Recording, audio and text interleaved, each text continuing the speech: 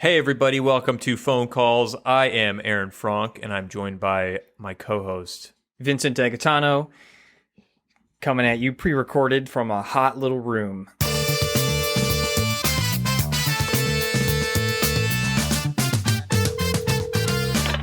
Hello. And we got a special one today because we are joined by not one, but a dose of our good buddies, Marty Kane and Ian Sansavera. Welcome, gents. Hello. Hello. Thanks for having us. Of course. This is our first four-way. Yeah, we're four-weighing. Vinny's shirtless because his pod room is getting a little too hot over there, bud. It's just warm. Yeah, I'm in this little room. It's warm. Some sweaty little nipples. Mm-hmm. Sweaty little nipples. I got a little pool in my belly button. You could dive right into it. Okay. And the reason we're all jumping on today is to talk about AI. Vinny and I have dabbled lightly on this subject before with very little to no experience because we're, amateurs.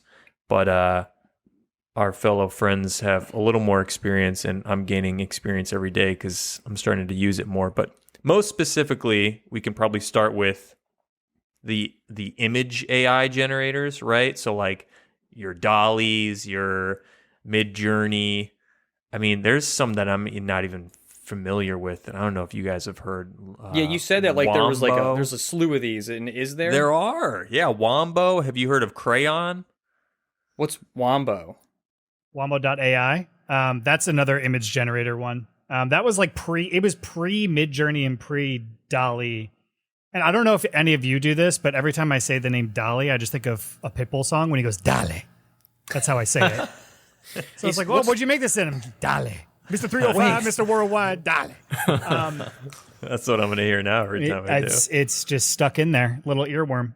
Yeah, so let me pull up the exact link that I got sent today. So there is, if you go to stability.ai/blog, there's a new Stable Diffusion launch announcement that one of our computer vision researchers, Patrick at Runway, actually helped co-develop. And apparently it's supposed to be crazier than Midjourney and DALL-E as far as what you can do with it. Dude, I actually have seen some guys in this 3D group I'm in have started using this, and it looks really clean. I mean, compared it's to really Midjourney. cool. Yeah.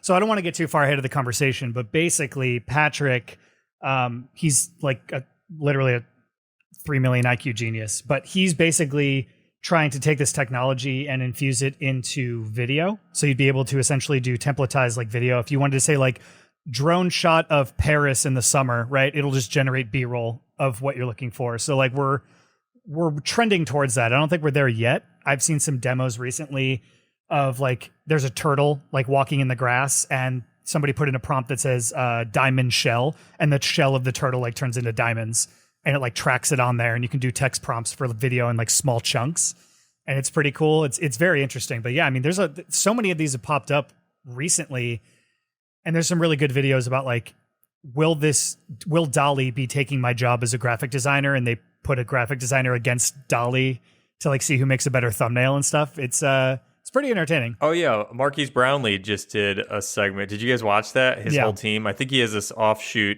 channel called The Studio, where him and all of the guys that work on his stuff, they just do stuff for fun. And they had the graphic designer, their best dude. He took the prompt and then they gave it to DALL-E as well, and then both of them, they held it up to their whole team and they were like, okay, whose is the human, whose is... It was really cool. You guys should check it out. It was good. That's awesome. Did they usually know who's... Well, I don't want to spoil it. You should go watch it, but it's to see both interpretations is really cool, to see how a human interprets and resolves the prompt, and then how the AI does. Okay, so let's... Hold on, I got a question real quick. Because there's all of a sudden a bunch of these, and is the code open source? How are they all happening at the same time? Is this... I mean, there's You know- there's different like GAN model like synthesis for AI that's been around. Like there's a bunch of code on GitHub that you can download, and people are like forking off different codes. But But like who started it though? I don't want to speak without knowing the real answer, but I'm pretty sure like all of this was community sourced. Like at one point, like it was just a bunch of people kind of pouring ideas into it to do this stuff. But yeah, I mean, Runway it still has a GAN synthesis thing where you basically upload like 1,000 images into the thing and you can train a computer model to like generate similar things for you. So if you're like a shoe designer or something, you upload 500, 1,000 pictures of shoes, and then you can start like telling it to style different things in certain ways, and it'll start generating. I mean, I'm sure we'll get into it in the conversation, but for me, this has been really amazing for like concept art and jumping off points. And a lot of my friends are using it for Dungeons and Dragons. Like they'll record their D&D campaign and then go back in and synthesize all the characters and the landscapes and like everything that they're doing. And then they're going to animate it all in After Effects and do like a complete concept art D&D like playthrough walkthrough with it. So it's really cool. That is really cool. Yeah. Marty, what have you been we should talk about like the which AI you guys have been using. Vinny or Ian, I know you've been using a couple different ones. Marty, what have you used? Yeah, I've only been doing this for personal projects. I don't really have a need for it like in my professional life, but I've only been using Midjourney so far. And I don't know if we should talk about this, Aaron, but No, go ahead. Yeah, I'm going to get into it anyways. Okay, yeah, so I've been working with you on this pitch, basically a pitch for a project you want to do, or all of you guys want to do. We're gonna talk about it, but it's for the feature film for Meat Man. We're gonna do a crowdfunding video, and so Marty and I are working together on it, and yeah. And basically exactly what Ian just said. Like we're just creating some concept art, ripping it apart in Photoshop, and putting some like video effects on it to just kind of like sell it as a quote unquote real enough shot to sell through. Yeah, and that's all I've been using it for. Has anyone? I legit haven't done this yet, but have you guys just typed in like two people fucking? There's no. There's like fail safes on the they have really? words, You can't the banned word. It's like an old school chat room. It's like you can't even say blood because for Meat Man I was like, oh, I want like a bloody like meat grinder, and it's like, oh, you've used a banned word. You have to say like dark red viscous liquid. Like that's the thing that I've learned about this AI stuff is you have to be like weirdly descriptive to get around certain things that you're not able to do, which is like, digging up all my like middle school and high school like descriptive words to make like, cool art. And go like veiny hot dog going into clam. Yeah, engorged and ready to burst. Sandwiched between two delicate, delectable buns. No seeds. I've also seen no seeds. I've also seen people work around this by referencing artists that use a lot of that type of thing. So if it is blood, it's like you just reference an artist that has a bunch of blood in a bunch of their stuff, and it'll like kind of sort of pull it. See, that's interesting because like the computer it doesn't know, it just knows what it's connected to, like the metadata. So, you're saying like, oh, show me blood, and it's just going to show you images. It's just going to pull what it thinks is blood, whereas like you're saying, it's like, oh, well, show me this art. Yeah, that's an interesting workaround. But I'm curious if like there's like crime scene databases that this AI is like parsing through. If you say like blood or crime scene, like I wonder how deep it actually goes. I would assume they'd want the biggest sample size possible, so they just got like Google Images. Like I don't know, like what holds the biggest database of just like free to the public images? Like I would assume it'd be Google, right?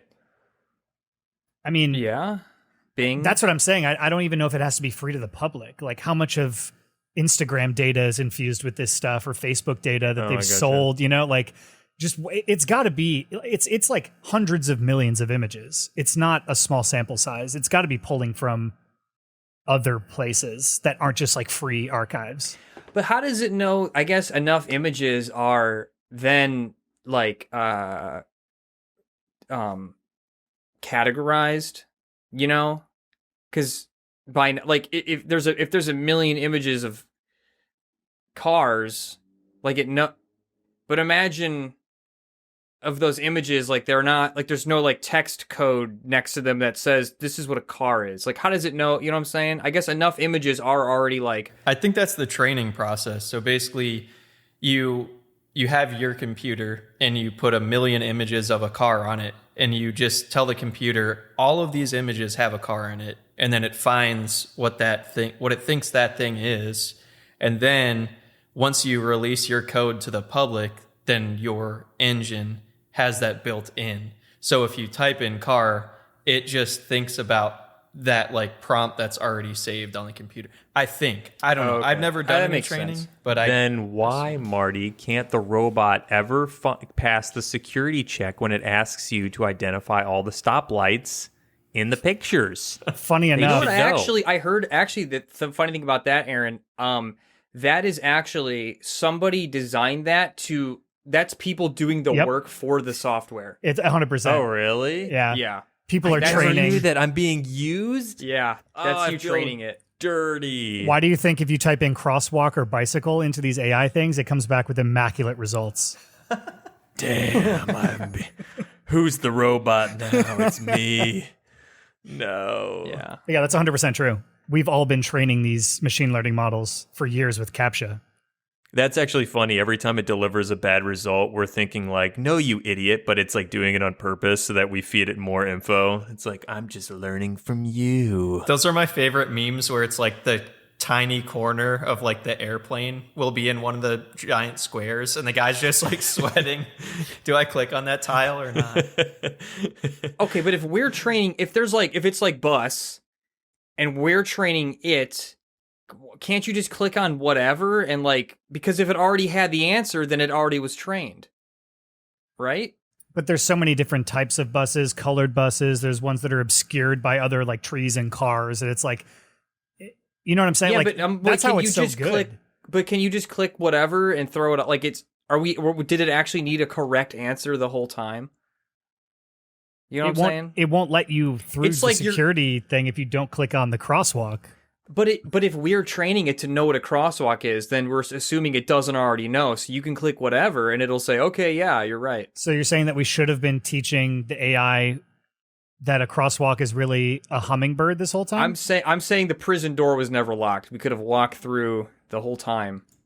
Are I we see. sure that that's how those security checkpoints really work? Are they really already don't solved? So similar to you guys have been using, or like Marty said, we've been working on this concept video, this pitch video for our crowdfunder, and like, so Meat Man, the film that we're working on, it's got some elaborate plot details. You know, there's like things like there's details from like 1800s London. There's details of like the villain's like lair and like, you know, the huge meat grinder that he used, like stuff that's not just like, oh, a wedge of cheese, you know. And so that's what's been really amazing for me, at least, is like you guys are saying, pulling concept art that I would have had to build from scratch via Photoshop, you know, parsing through thousands of pictures to find something that was like, or even just like Google searching, which, you know, that doesn't always work either. So to come back, I mean, Midjourney, which I've been using primarily, dude, it's been delivering stuff that I'm just like blown away. Now, granted, some prompts, like I said, are harder than others to really get right, and you have to fine tune your prompt. That's kind of like the fun of it, is like, oh, what words can I use to really like get the results I want? But everything I found is like, it's got a, what did I tell you, Marty? It's like, sometimes even if it's not exactly like what you're looking for, it's sometimes the image itself just has the feeling that you want, you know? It's like, okay, even if this isn't like explicitly like a rock show at like a small venue, crowded and stuff, like it reads like that, you know? Like, but when you zoom in, sure, it might fall apart, but it doesn't matter. It's concept art, you know? And that's what I've been loving about it. It's just so cool. Yeah, just the composition and the shapes. Yeah. I actually like spent the entire first day on the Midjourney Discord looking at what other people were typing in and just like seeing what results they were getting. It just like goes and goes and goes. They actually just released that you can put it in your own server now. And so I've just been doing it in my own private Discord server so I don't have to deal with all the noise. But I actually learned a tremendous amount watching other people do it. And like there's some people that just like type in words with commas afterwards. It'll be like ArtStation, Octane Render, Cinema 4D, volumetric light, particles, dust, like lightning, and they just put single words and it comes back with like insane results. And there's other people that type in like really super detailed stories and then it'll kick out like a single frame based on that entire story. It's really interesting how it works. Is there a character limit on Midjourney? I don't know. I've seen some pretty long ones. Yeah, I feel like I've never tried to put like a whole paragraph in there, but I wonder if, because when I was reading through, they have like the tips section on their site where it's like, okay, well, there's, to get best results, they tell you, certain things. Like I think it says, be specific, don't say what you're not looking for, like, try and include as much detail as possible. But I feel like that would, you'd have, what are you laughing at? Who's typing in like, don't show me cheese, don't show me a skyline. No, that was a bad example, but it did say something like that. Not really, like though, no, because you can exclude things from your selection. Like if you say a breakfast buffet at a hotel, you can't Hold actually the say bacon. no cheese. You can tell it to exclude stuff, and it'll remove that from the synthesis. Yeah, there's like little commands on the if you look on the manual, there's like a bunch of little commands that you can do like that'll, specify. The craziest one I found is like --s, and then you enter a number anywhere between 1 and like 100,000, and that's the style modifier. And basically anything over like 3,500, the AI will just like start dropping off words and replacing it with its own words, and it kicks back like really crazy stuff. So yeah, the style one is really interesting because you can put in the same prompt with like three different style numbers, and you'll get vastly different results between the three, even though the word prompts are exactly the same. See, I haven't dabbled with any of that yet because whatever I've been using, Marty, that you showed me, I think we've been putting in like hyper realistic, like photorealistic, and just the results we've been getting back, I've liked so much, and I felt like, okay, well, I want this to be cohesive for the video anyway, so I'm not dabbling in anything else, but I'm excited when other projects open up. I'll be like, okay, like let's go for it. It's it's really interesting because you can go back through, if you actually signed up properly for Midjourney, it kicks back every result that you've ever done, plus the seed number and the job number. So you can go back and fetch something that you did way early on and start doing like different branches of it based on the seed value and like art style and stuff. Like you can get really, really deep with it. It's cool. Oh, I didn't know that. Okay, Yeah. that's cool. Yeah, it goes super, super deep. I actually, the other day, I was making a stupid like minecart in Blender, and I went on Midjourney and I generated like a minecart wood texture, and then I took that wood texture and ran it through a different AI to generate a bump map and a diffusion map, and then loaded my own custom texture into Blender for like a thing I was working on. And it's like the uses for it are like you can do so much with it. It's cool. People just think it's like for generating YouTube thumbnails, but I think it's much, much deeper. Yeah. No, I mean, and we're just correct me if I'm wrong, but we're just at the very beginning. I mean, like, when would you even say, publicly, like, AI generators have barely been available. Yeah. Maybe they've been in development privately for a lot longer, but this is the first time I feel like I've been able to use a tool like this. So, it feels like we're just on the cusp of really figuring out. It's like, feels like the internet again, Like, oh, what are the possibilities? And you've got Not the naysayers again. that are like, it won't be anything. And then people are like, this is the future. Yeah, well, I just typed in City Skyline Robert Mapplethorpe, and I'm disappointed. Nice. I like that. I like that one try has discouraged you. Just one prompt. Do you guys know who Robert Mapplethorpe is? No. I was just about to ask. Well, just Google his work, and you'll see what I was maybe going for. Is that what we're doing for this episode? We're just Yeah, gonna I know. I Google? mean, it's just like he's just got a lot of like BDSM stuff. Yeah. Oh man, Well, shocked. So Vinny, how would you make a city skyline in a BDSM style? Can you explain to me like what you would have wanted to see? I just thought Yeah, it'd be that's like a stupid prompt, anyways, dude. I'm Like the looking at his buildings work. are That's just what were you dildos and stuff. Like expecting? what do you? I just wasted one of my 25 credits. Yeah. I was just seeing if I could get some dicks in there. Because we were talking about you need to like you can't give it certain words, so like you need to do workarounds, like maybe in the style of. So the first person that came to mind was Robert Mapplethorpe, and I thought maybe I'd get something phallic, and it didn't do that. I like that you have the worldwide internet at your fingertips. More dicks than you could possibly imagine, and your first goal is to get AI to generate you a dick. Well, I'm just seeing if I could trick the machine to do lewd images. Oh, I know what you're doing for sure. In the style of Girls Gone Wild. In the style of Pornhub. Oh yeah, that's a good idea. 2 chestnuts and a hot dog, please. Like, I would love to see some, like, 12-year-old boy prompts. Oh, man, that would be so fun. It'd be like search history all over again. Or it would just be like Fortnite dances. It'd be like, imagine a new Fortnite dance. Do you guys remember searching something bad and then not being able to get it off of your search history bar? Like when, I don't even know if some people listening would remember that, because that was like like early internet when everything, your history literally just logged onto your search bar. And then you would just type random stuff to try and bury it. Like, you try to get it to move it down the list. Yeah. Cardinals baseball team. Dude, I was terrified of that because it was just like the family computer that everyone used. And when I was younger, she was like more my brother's babysitter because we have a big age gap, but she was hard of hearing. And I felt like such a piece of shit. But one time she was babysitting us and she was sitting on the couch facing away from the family computer. And I typed in hotgirls.com and just quickly printed the homepage, but the printer was so loud and I was just like sweating. but then I was like, if I just print this, then I'll have it forever. And then I don't have to go on the computer anymore.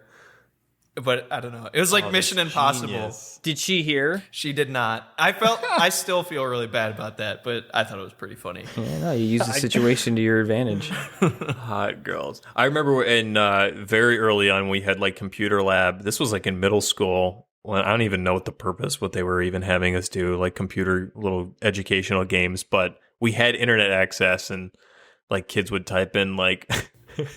We were in the corner doing like poop.com stuff. I remember somebody told me, I was like talking about needing to get new track cleats, and they were like, oh, just go to dicks.com. And I was like, oh, what? And they were like, Dick's Sporting Goods. Yeah, that's the website.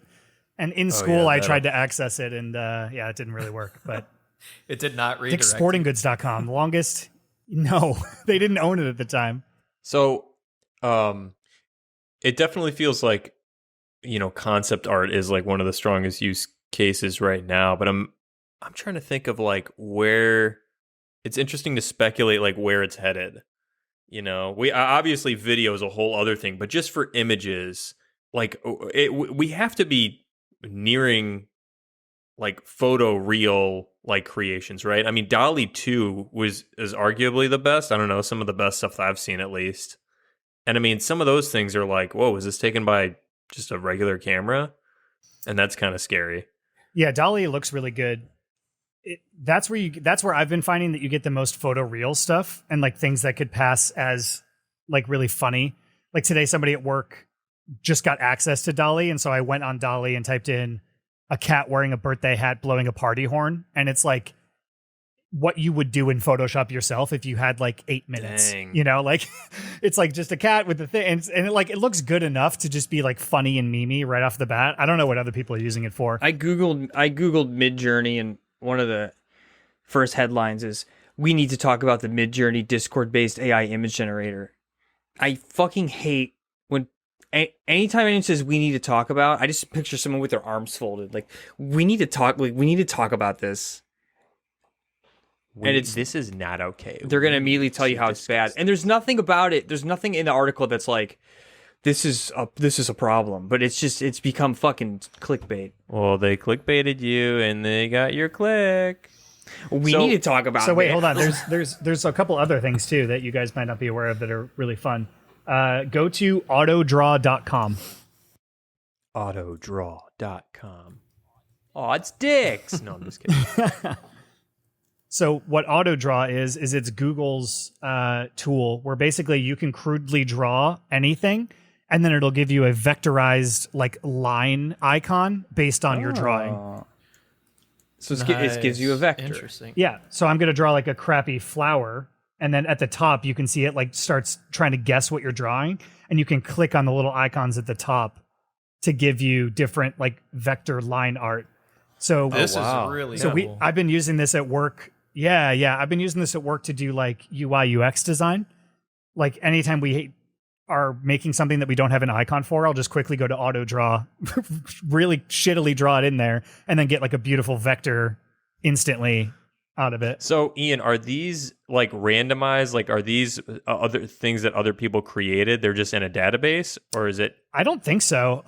The little about us thing says that like any of these are free to use for commercial or otherwise, but it's not like they're not like super impressive. They're essentially just like UI, like buttons or something. Yeah. I mean, still though, having that ability, like if you're trying to do something simple and then it kind of knows. God, I want to show you guys so much. I have so many things. Here, I'm gonna stream again. Wow, I just did a really crappy bicycle and it pulled some up for me. I love it. Wow. Can you guys see my screen? Yep. Okay, there is a website called playphrase.me. And basically, hold on, I have to log in with Patreon. I do support them because this is a really amazing little invention that they've come up with.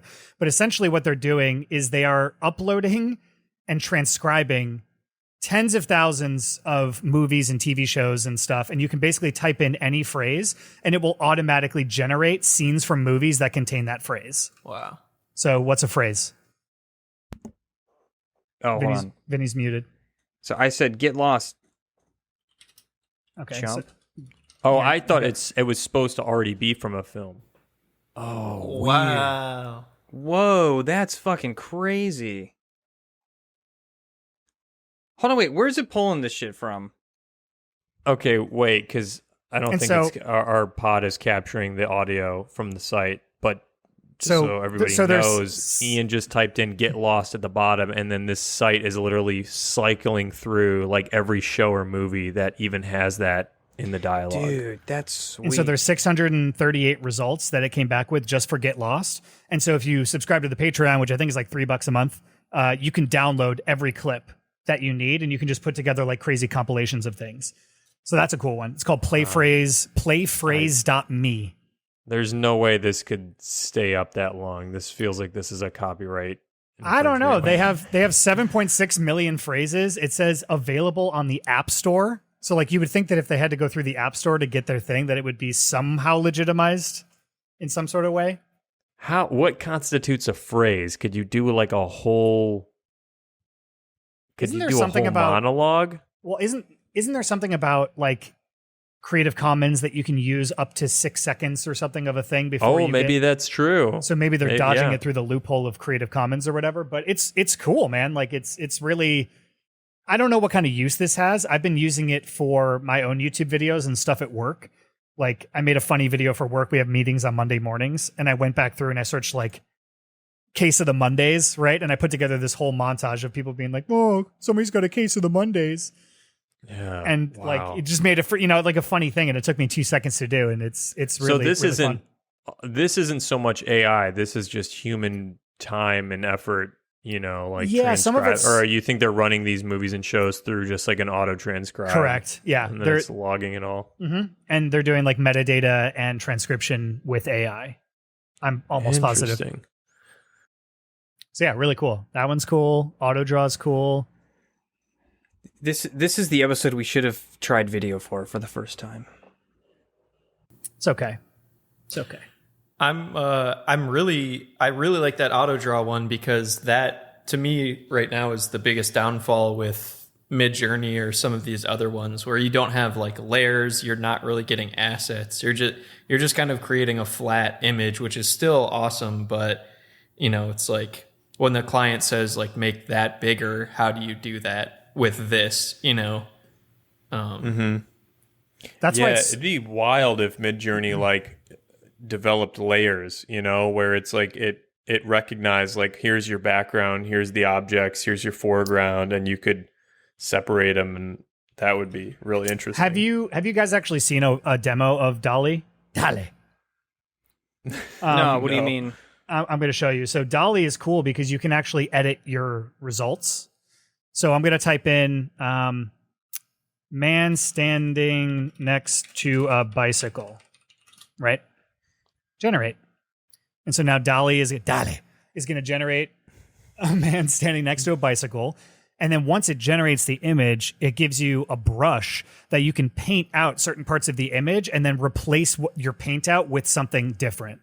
So like, yeah, so I'm going to hopefully I'm going to paint over the top of his head and say like wearing a hat, and then it'll generate new images based on my edit. And so you can actually edit it, right? So like, here's this one, you click edit, and now I have this brush and I can make it smaller. Yeah, smaller. And I'm just going to paint out the top of his hat. I'm going to say wearing a hat. Generate. And now it's going to take that image prompt and fill in the part of the image that I erased. And then give me 4 new results based on like the thing I wanted it to augment. And so depending on how much time you want to spend on it, you can just go like deeper and deeper and deeper and deeper with layers and just like editing and augmenting the different parts of the image. So here's the original. And now I have 4 different ones of him wearing a hat. Whoa, that's cool. And so, yeah, you can just keep doing that, and you can like for everyone listening, this is cool what we're looking at. Trust us. Yeah, good description, Vin. This is pretty dope. Yeah. All right, so I have a question for all you guys, because I actually, oddly enough, this article just came across my Facebook today, and I was reading that. So I guess So basically back in 2018, this guy built his own version. Basically, he would like feed his computer like 16 images and hit go. And then his algorithm that he wrote would just kind of like cut it up and smartly collage it kind of thing. And he applied for a copyright for the image, and the US Copyright Office rejected his request. And he's been fighting it since 2019. Because I guess the verbiage they use is the Copyright Office found that the human authorship element was lacking. So it's kind of interesting because this guy took his own photos with his own camera. He wrote his own algorithm and program. But because it's a computer generated image, the final output, I guess, he's not allowed. So I'm wondering, first of all, how do you guys feel about that? Also, how do you think are some ways to circumvent that? Or, you know, do you think there are parts of AI that you could push through copyright? I think it's a kind of really interesting article. My gut says that if he was behind the creation of everything, even the source material, then I feel like it doesn't make sense that he wouldn't be able to copyright it. It'd be one thing if somebody was trying to copyright an image that they like created off of Midjourney, because that's the source material is just like other people's work. I mean, you could even argue currently the efficacy of creating something of your own using everybody else's stuff, but you know, I think it's just like a tool. But like, what is a logo? Like, are there are there graphic designers able to manifest perfectly, you know, smooth vector shapes without the use of a computer? Right. Like, there's some sort of computer element in it regardless. Or just like also, you know, like all ideas spawn from other ideas, you know, like that kind of gets into like, oh, well, this movie is like this other movie because it's got a similar storyline and it's got these type of characters. And yeah, I mean, we could go on forever. It's interesting, that line about it lacks human authorship. Human authorship, yeah. So, I mean, I guess like your point, Ian, about like you need computers are tools. Yeah. Like a pencil's a tool. So like in that way, it's like, okay, both still would allow for the room of human authorship. But I guess that is interesting. I mean, clearly, I think that's going to be a term that needs to be updated because, you know, what we have now didn't exist when they wrote it. But the fact that dude is still fighting it when we have what we have today is insane to me. Like, that makes no sense, especially when you can go and literally rip somebody's photo off the internet. Like, you can go to Getty Images, take a photo, erase the watermark with like some crazy plugin, and then like manipulate it into your own thing, and like nobody's getting sued, nobody's getting DMCA'd, or like, very rarely does that happen unless you're like huge. But there's people getting away with like so much horrible like copyright infringement literally every 10 seconds. Yeah, man, annoying has been reposted like a dozen times. Actually, I said that as a joke, but I should bring this up because this is actually a funny story of how stupid the system is right now. Oh annoying, my God. Our annoying video. I don't think I've told you guys this. Some kid from like another country or something made a rap song or something, and he sampled Vinny and I from the annoying video. I think it was like a "Hey Aaron" thing or something. It was like a portion of annoying. He sampled it for his song, and the company that represented him was part of like the catalog that like copyright strikes like dig into when they search to see if you're like using copyrighted material. And freaking so now we can't even post annoying because we get flagged for the copyright. We've tried to post our own video on TikTok and it's like, this contains content owned by so and so, this guy, and I'm like, no it doesn't. It's our freaking thing, and like we can't dispute it. They're probably inundated with disputes, and yeah.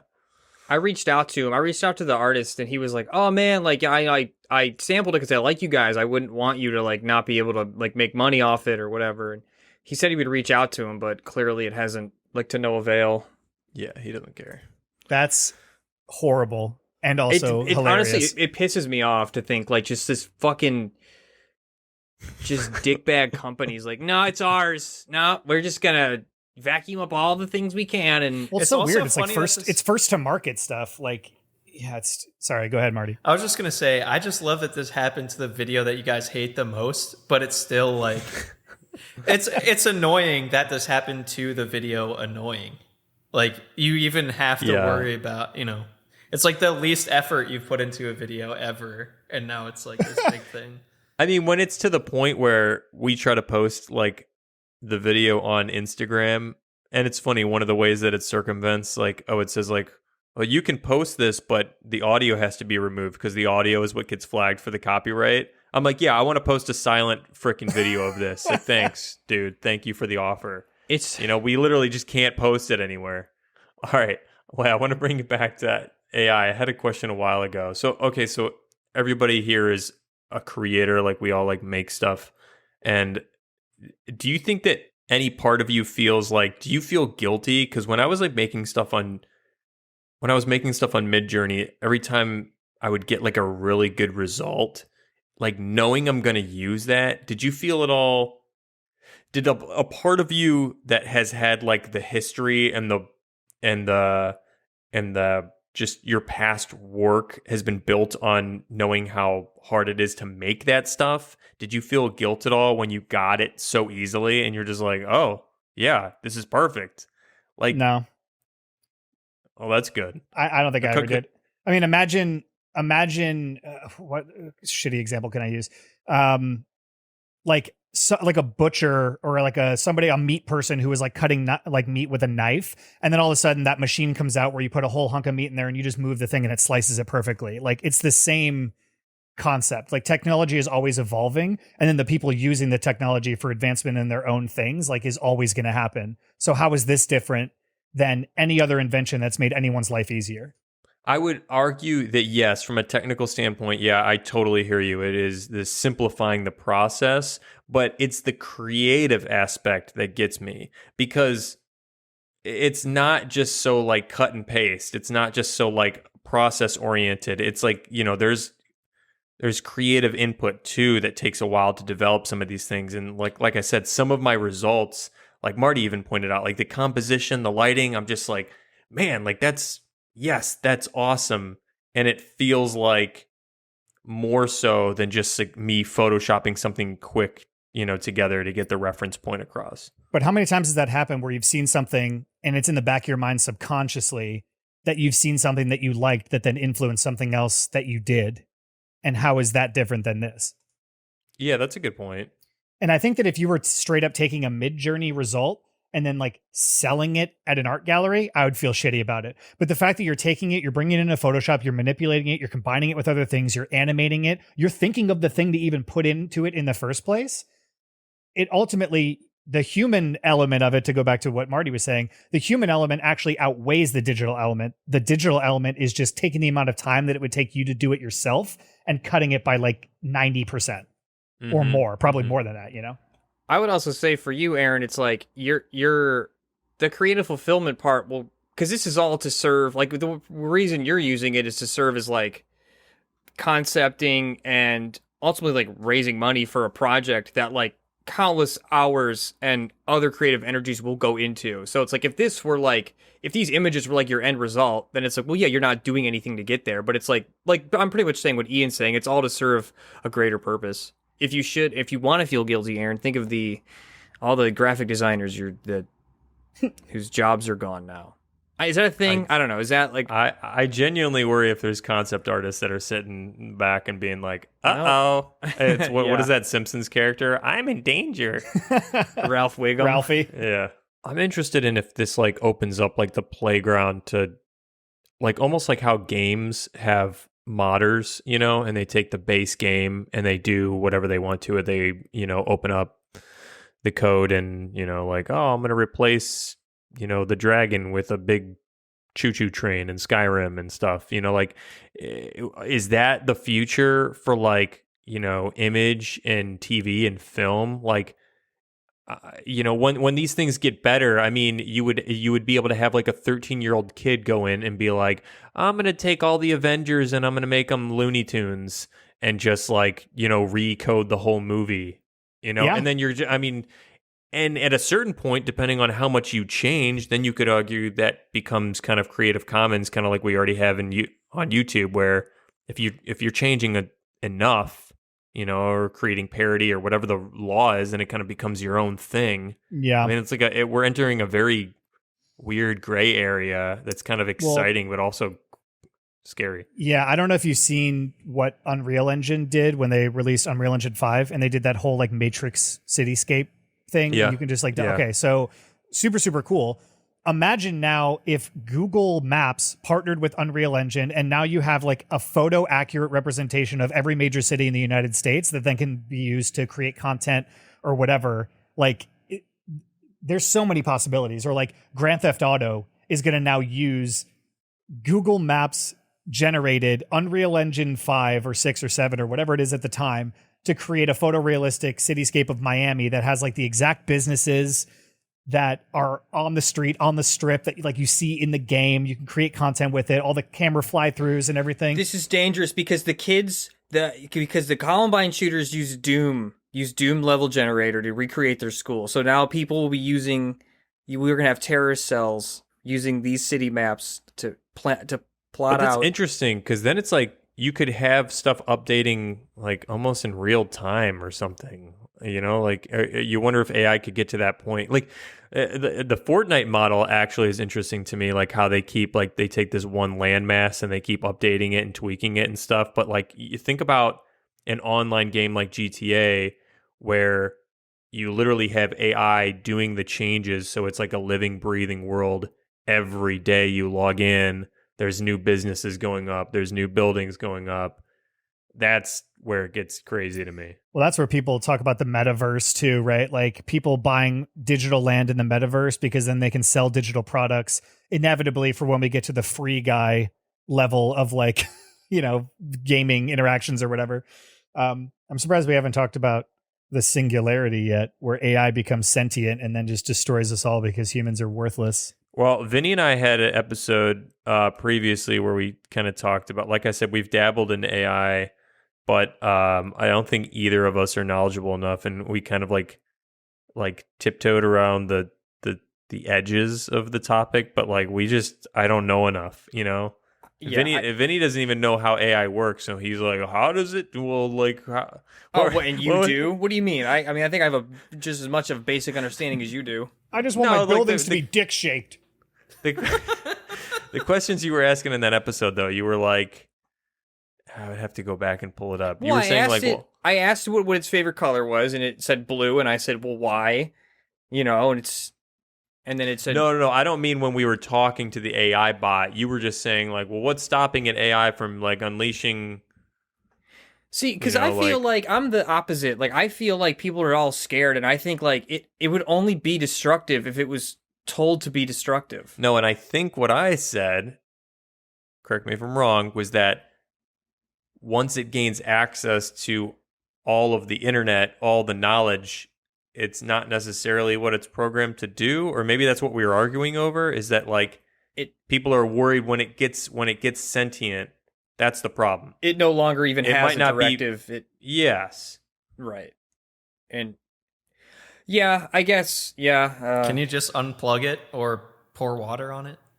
Yeah, Yeah, isn't that what they did in Transcendence, the Johnny Depp movie? They were just like, oh, he's taking over. We're just going to pull the plug. Yeah, just unplug the He's thing. dead now. The server is somewhere. Well, unless it like became like it in a way could like, you know, spread itself out amongst all the servers. So it's like you couldn't kill the AI unless you completely took out every server, you know?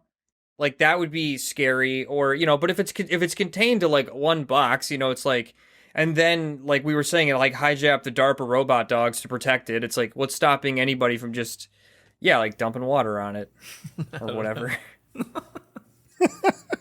Just pour water on it. Stop it. Pee on it. Take your pee-pee out. We need to piss in it. install Adobe Premiere on it. That'll kill it. Got him. Got him.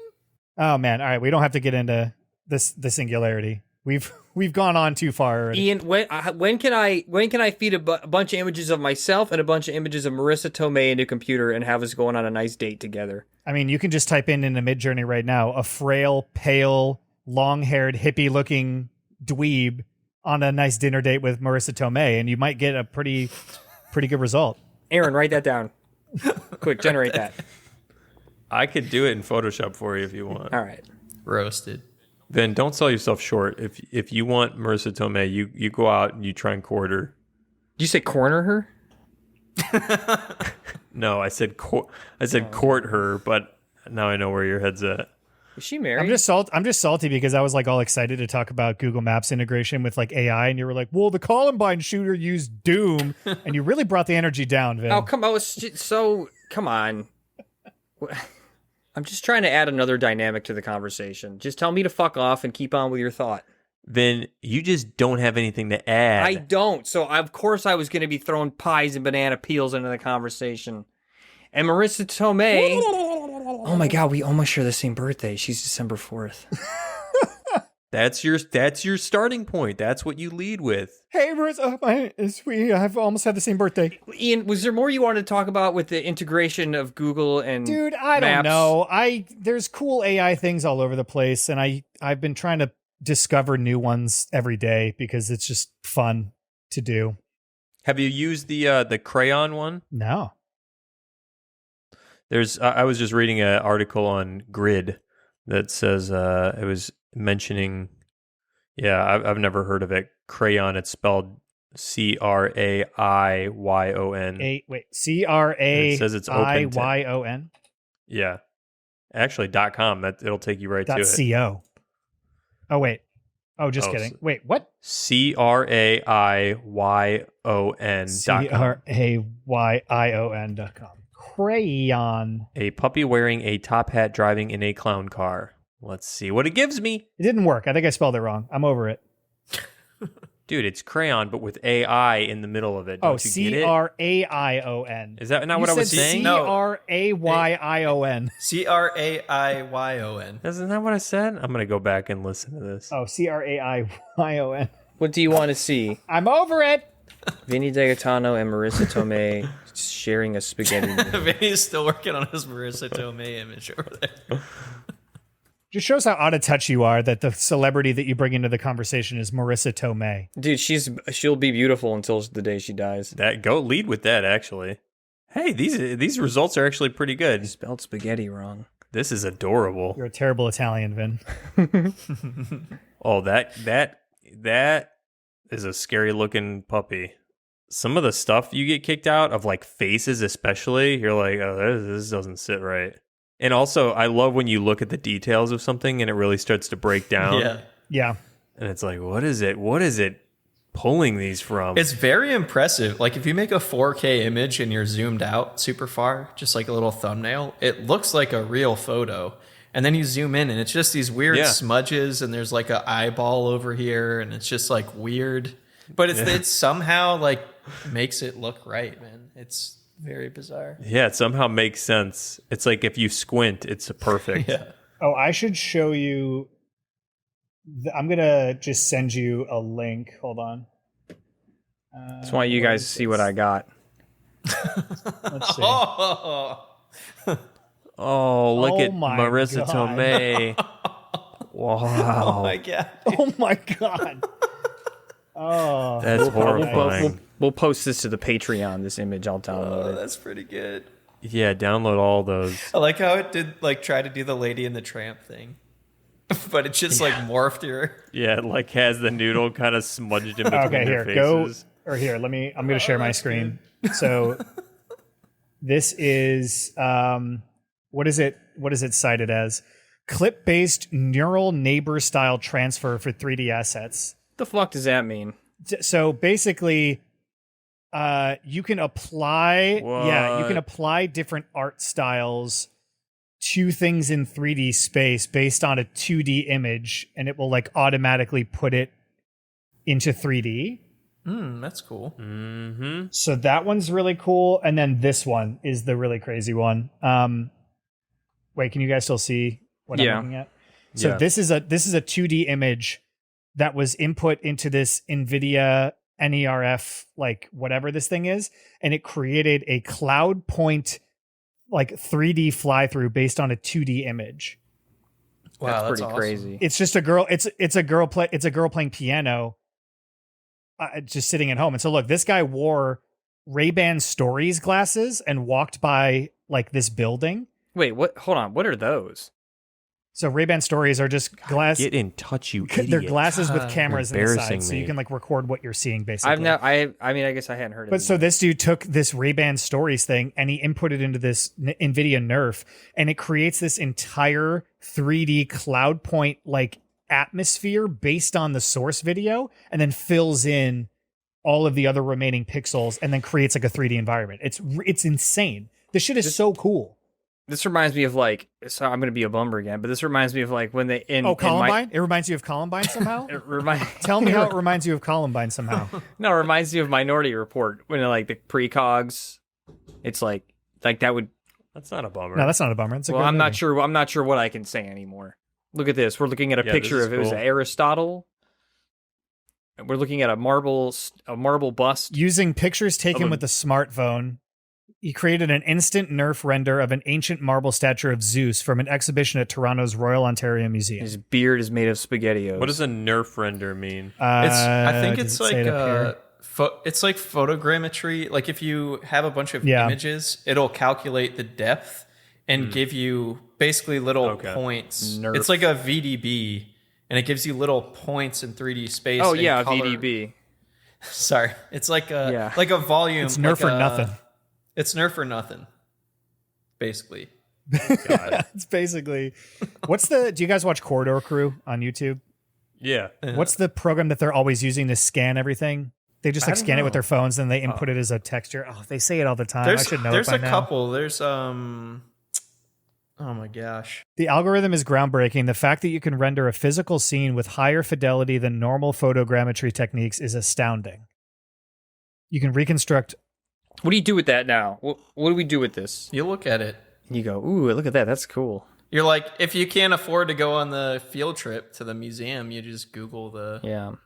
I guess these would be good educational tools. I mean, I feel like, I'm a Like visual imagine not learner. having to do practical effects on a shoot. Like let's take this photo of kids eating at a table. You do this thing, you scan the entire 3D environment, then you can go in, you can create 3D models of everything that's on the table, paint out what was originally there, and now you can manipulate everything on the table instead of doing practical effects for a film. Like, like you could do like crazy shit where you just film it normally and then you literally fix it in post. Fucking run it through the Nerf. It's Nerf or nothing. Dude, What were you going to say, Marty? also, they've used this for architecture before because there was like some old building somewhere that it was either an earthquake or it burnt down, but they didn't have blueprints because it was like some castle or some shit in Europe. But somebody did a full photogrammetry image of it. So they basically had a 3D point cloud of all the dimensions. So this thing got destroyed and they didn't have original blueprints or plans. But because this like nerdy dude just made this cool like 3D image, they were able to like approximate how many bricks they needed and everything to rebuild this thing.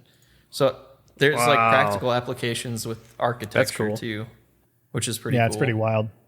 Quick trivia question. What in regards to the original toy, what does NERF stand for? Never ending fun. Really never fun? ending. No. I don't know. Aaron, guess. And then New, Marty, guess. Exciting, really foamy. Okay, Marty. Never eat rotten fruit. Non-expanding recreational foam. Cool. Is there expanding recreational foam?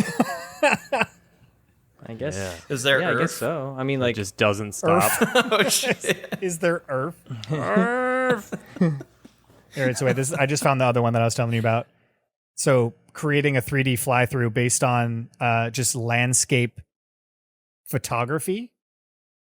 So look, it creates this morphing infinite landscape based on like a helicopter's flying through it, based on a single image that it tries to like calculate what is behind it, or like what would be. and for the listeners at home, what we're looking at is really fucking sweet. That should be the beginning of the Ben's episode. nailing these. It's just for those of you just listening and not seeing this. What we're looking at is awesome. It's going to change the way you think about everything. Oh shit. I'd ask your final thoughts on AI, but I don't actually want them. So, Yeah, I do. See ya. all right, final thoughts.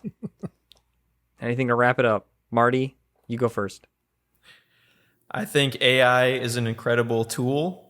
I'm excited to see where it heads in the future. And hopefully it can be a little more friendly for artists to be able to manipulate and have some kind of layers and things like that. But I'm excited for it. I think it's cool. I don't think it's going to replace jobs. I think it's going to make jobs easier.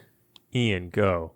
I think if artists can literally throw paint onto a canvas and call it art, then you can literally throw words into a AI image synthesis machine and also call it art. There are no rules. Hot take. Roasted. Hot take. There's people that paint with their I agree. vaginas. So why can't you use AI to generate cool concept art? Got him. Take that. Speaking Vinny, what of, do you Vinny's got got to say? some paintings on his website. Wait, what? Nothing. Vinny, what do you think of AI? I think AI is exciting. It's fun. It's really cool. The imagination.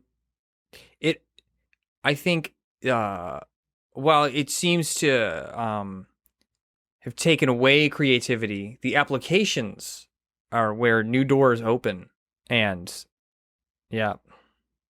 Oh, brother, this guy stinks. I guess I'm trying to stay positive here, and I'm trying to give a real thoughtful answer. Can you say a negative one? I think it's all stupid and pointless, and it's just more servers. Just the planet's heating up, and it's not gonna fucking matter if there's a bunch of climate refugees moving into more dense areas, and everyone's gonna be fighting for survival. None of this fucking matters.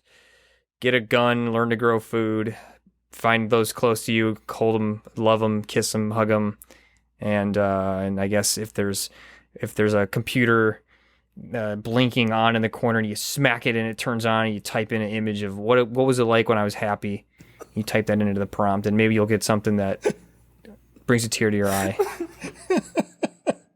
Thanks for joining us on Phone Calls, everybody. What about you? What's your take on go.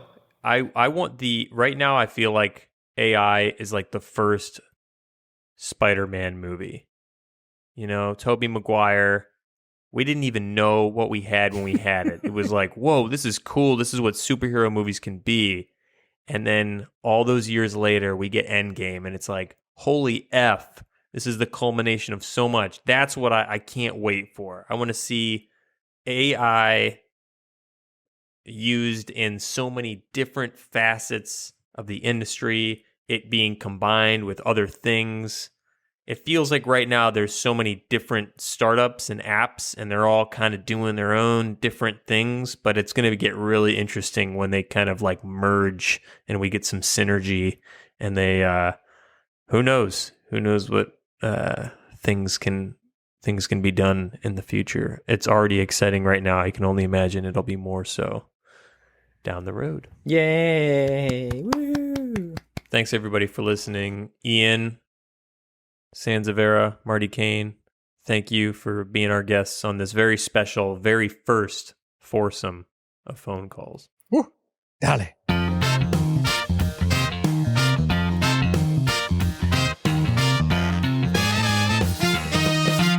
It's phone calls.